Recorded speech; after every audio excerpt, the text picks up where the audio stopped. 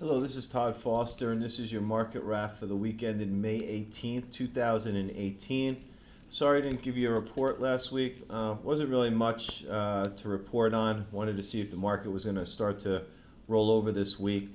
And although it hasn't really rolled over, it has hit resistance where we've had this long-standing triangle target to finish wave 4.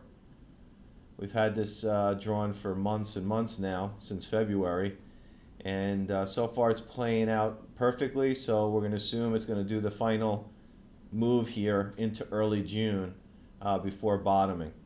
Now, of course, there's a possibility this was the bottom, and some of this was just kind of wave 1 and 2, and we're going to just keep taking off to the upside, but we don't think that's likely. We need still the weekly chart, though it's in much better position. You see the weekly chart here. This is the bottom in 09. We've been tracking this red 1, 2, 3, 4. You can see here the MACD tried to curl up, but it didn't really get below the 0 line like other major corrections, and it hasn't even touched the 0 line. So it looks like this is going to curl up and need to come down one more time, and that should allow that last piece of the triangle over here to complete. And then time-wise, things will look good. So again, though we could just take off to the upside. If that's the case, great. We're positioned perfectly for it, so that would be wonderful. There is just, though, a historical precedent that usually these midterm corrections aren't finished until sometime June or later in the year. So I'm liking this a little bit more better. I'm liking this better at this time to give us a little bit more time. Now, the other scenario is if we continue to keep coming down next week. And again, you can see the action this week. We did hesitate up here. We haven't rolled over just yet. That could be a function of options expiration this week. They play some games in order to expire most of the options worthless. So that could be what this is before we start to come down next week. But as we come down, we have this nice uptrend. Remember I told you we had a low here that was higher, a low here that was higher. I would really like to have another low that's higher here, because that means we've been following an uptrend since this flash low, this crash low that we had back in February. If we were to break this low right here, so 2600, if we were to break 2600, then we don't have these higher lows anymore, because we're going to have a low below this low, and then maybe we're going to still get this. I'm bringing this back now because we're getting towards the end here. There could be this washout scenario where we come down towards 2500. In either case, correction's almost over. Okay, whether we get this final scary leg here, we would be confident the correction is going to end after we get through that kind of fear drop there. And if we hit this higher low and turn up, we feel very confident we're taking off. So again, all things are looking good. Again, in the context of that weekly chart, very normal wave 4s. Okay, they're choppy and they take time. It's exactly what's going on here.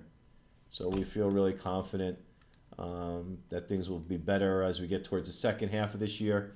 We should be making money again, and maybe new highs even in the markets and the portfolios. Some groups are starting to tighten up. The transports, this still could be an A, and this is some kind of triangle for B before it takes one more leg down. But the transports are setting up. You see how it's under resistance here?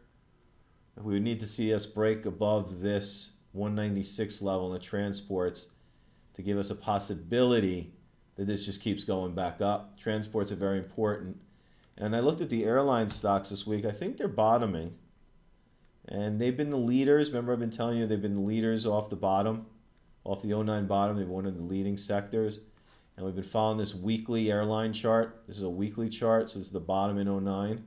Wave 1, Wave 2, Wave 3, Wave 4. And we're working on the final 5s to get to this final 5th wave up here. And it looks like here it's resting on this trend line. It's below the 0, so it's not overbought anymore. And it looks like it's making trying to hold up this week on that trend line. So this would make sense here. That this would be a wave 4 kind of little triangle. See how it's choppy? And we have one more high in the airline stocks. I think I saw Delta looking pretty good. Let me see if I can. So looking, yeah, this delta on a weekly chart looks pretty good. So anyway, that's something to keep an eye on is the transports, and they've been looking decent. So let's see if the airline sector can bottom first, and that would be a good clue that the rest of the market's going to bottom as well. The story of the week, I think why the market couldn't move too much was interest rates. And here we have again that 10-year note yield chart. I've been showing this for months and months and months. We thought that there would be another spike up in rates to kind of approach this one here. We did see that. And now today it's backing off a little bit, down 1.22%.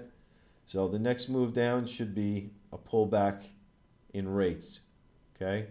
Which would mean bond prices go up. So as yields move up, bond prices go down. When yields go down, bond prices go up. And remember, we have done most of our moving bond movements. We've done that many months ago. Moved into some alternatives, moved into gold, but we have not gotten rid of all of our bonds. And this will be a perfect example. If the stock market's going to go through that ugly, either that blue one or the red one, they're both going to feel not comfortable. We should see money flow back into bonds. And I like how this is lining up, how we see that top in the S&P and we see this top in rates at the same time. It's because usually rates and the market follow each other, stocks. So if we think rates are going to come down, then that means maybe stocks are going to come down. And what that will mean if rates come down is bonds are going to go up and give us some support to the portfolio, a little protection. So again, although we've done what we wanted to in bond land, we're not going to be getting out of all bonds. You need them for protection when we get these corrections. We need them for some income. They're paying more income now. And what we will likely do is, remember, we're thinking there's a bear market coming after this next rise in stocks. Money will flow back into bonds during a recession or a bear market. We will likely add to our ag position and some of these other pure bond positions, the double line. We'll probably add to those positions when we think we're approaching a high in the stocks. And that's within the next 12-ish months. Okay, so that's our little take on bonds and why we want to definitely be aware and not have all your money in something very sensitive to bonds, but you want to always have a little protection in there and a little bit in there for diversification. So that's what bonds are looking like here. I think a pullback. What this means, though, is after this pullback, rates are going to take off again. And that means bonds will go down. And again, that should make sense. If we're seeing a strong surge in economic activity, inflation concerns, the Fed is raising rates, they're stopping the QE, it would put a lot of pressure on rates to the upside. The gold and silver are, because of this, are struggling a bit, though they're holding up pretty well. And especially in the face of this rising dollar, the U.S. dollar now is above all its moving averages, these long-term moving averages, though it does look very overbought here in the short term. Okay, there's even a little bit of a divergence there as the dollar index moved up. And we're at a big resistance zone. This is a big resistance band. So let's see if the dollar is going to roll over here a little bit, if rates come in, and that should give a tailwind to gold, because gold did pull back this week. As we said it might. Remember I showed you this weekly chart of gold, and remember this is the high of almost 2,000 back in 2012, and it went down all the way to 1,000, and now it's been working its way up in these higher lows. You see them? Uptrend, higher lows, higher lows.